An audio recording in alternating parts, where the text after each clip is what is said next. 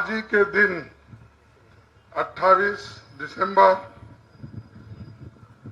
1885 को मुंबई में कांग्रेस पार्टी की नींव रखी गई थी। कांग्रेस पार्टी को बने हुए आज 137 साल पूरे हुए। आजादी के बाद कांग्रेस पार्टी का सफर आधुनिक भारत की कहानी कहता है और ये इतिहास है। इन वर्षों में भारत के हर सफल माइलस्टोन पर आपको कांग्रेस की इबारत लिखी रहेगी। ये मौका एक और वजह से महत्वपूर्ण है क्योंकि इस वर्ष कांग्रेस सेवा दल अपने 100वें वर्षों में प्रवेश कर रहा है।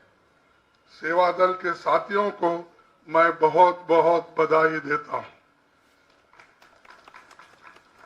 भारत की आजादी के आसपास कई दूसरे देश भी आजाद हुए थे, लेकिन बहुत से देश में सत्ता की बागडोर तानाशाही ने ले ली। भारत न सिर्फ सफल और मजबूत लोकतंत्र बना, बल्कि कुछ ही दशकों में हम आर्थिक, न्यूक्लियर, मिसाइल, स्ट्रैटेजिक के क्षेत्र में सुपर पावर बन गए। कृषि, शिक्षा, मेडिकल, आईटी और आईटी सेक्टर में भारत दुनिया के टॉप देशों में से शामिल हो गया। ये सब अपने आप नहीं हुआ, ये कांग्रेस की लोकतंत्र में आस्था के कारण हुआ है। सभी को साथ लेकर चलने की हमारी आइडियोलॉजी के कारण ये सब कुछ हुआ है। विज्ञान में हमारा विश्वास को चलते हुआ उस संविधान में पूरी आस्था की वजह से जो सबको बराबरी का अधिकार और बराबरी के मौके देने की गारंटी हमारी संविधान देती है। आज भारत आगे बढ़ा क्योंकि कांग्रेस ने गरीब, वंचित, दलित समुदायों की हजारों सालों की जंजीरें काटने का साहस दिखाया। आजादी को हर नागरिक तक पहुंचाने का दृढ़ संकल्प लिया और उस दिशा में आगे बढ़ने की ईमानदारी के साथ कोशिश की।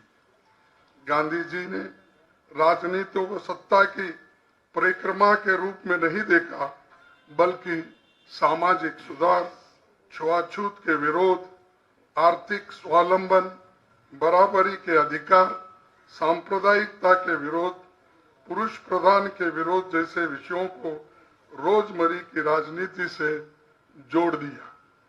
गांधी जी के नेतृत्व में जवाहरलाल नेहरू जी, सरदार पटेल, डॉक्टर राजेंद्र प्रसाद, मौलाना आजाद, सुभाष चंद्र बोस, कामराज जैसे नेता सामने आए। सरोजिनी नायडू, अरुणा असफ अली, राजकुमार अमृत कौर जैसी महिला नेताओं ने नाम घर घर पहुंच गए। आजादी के आंदोलन के दौरान की कांग्रेस ने कराची प्रस्ताव पास किया और संविधान की मूल आत्मा कैसी होगी ये तय कर दिया।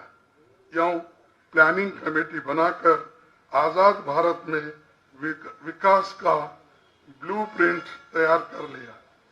इसी तैयारी के कारण जब हमारा राष्ट्र स्वतंत्र हुआ तो बिखरा नहीं, बल्कि मजबूती से आगे ही बढ़ता गया, सबको साथ लेकर चलता गया। भारतीय लोकतंत्र को मजबूत रखने के लिए नेहरू जी ने अपनी पहली कैबिनेट में 14 में से 5 मंत्री गैर कांग्रेसी दलों के नेता थे। ये दर्शाता है सबको लेके चलने का एक उसूल। भारत की सीमाओं की रक्षा, भारत के सामाजिक ताने बाने की रक्षा, सभी नागरिकों के अधिकारों की रक्षा, जनता के लिए शिक्षा, रोजगार और रक्षा और देश में वैज्ञानिक सोच की रक्षा, यही कांग्रेस का संकल्प है। सोनिया गांधी जी के अध्यक्ष काल में जब हमारी यूपीए की सरकार बनी थी, तब RTI, RTE, food security act, NREGA, forest rights, भूमि अधिग्रहण कानून, ये सब कांग्रेस की विचारधारा की छाप जनता पे और देश पे छोड़ा है। भारत की मूल भावना पर लगातार प्रहार हो रहा है। नफरत की खाई देश भर में खोदी जा रही है। लोग महंगाई, बेरोजगारी से त्रस्त है, लेकिन सरकार को इसके बारे में कोई चिंता नहीं है। हमें कांग्रेस पार्टी को इंक्लूसिवनेस बनाने के लिए युवाओं और महिलाओं को, वंचित तबकों को, बुद्धिजीवियों को जोड़ना होगा एवं महंगाई, बेरोजगारी और नफरत के खिलाफ लड़ने के लिए अपने साथ लेकर चलना होगा। राहुल गांधी जी की भारत जोड़ो यात्रा में इसकी शुरुआत हो चुकी है। देश भर में फैल हमारे करोड़ों कार्यकर्ताओं को एक बार फिर से संजीवनी मिली है। यात्रा ने दिखा दिया है कि कांग्रेस की विचारधारा को देश में जबरदस्त समर्थन मिल रहा है और इससे आज हमारे विरोधियों को घबराहट पैदा हुई है। हम भारत के बेहतर भविष्य के लिए देशवासियों को इस संघर्ष में शामिल होने की विनती करते हैं, अपील करते हैं कि वे सब लोग इस यात्रा में जुड़े। उन्हीं के उम्मीदों पर खरा उतरने के लिए हम तैयार हैं। ये भरोसा हम देश को देना चाहते हैं।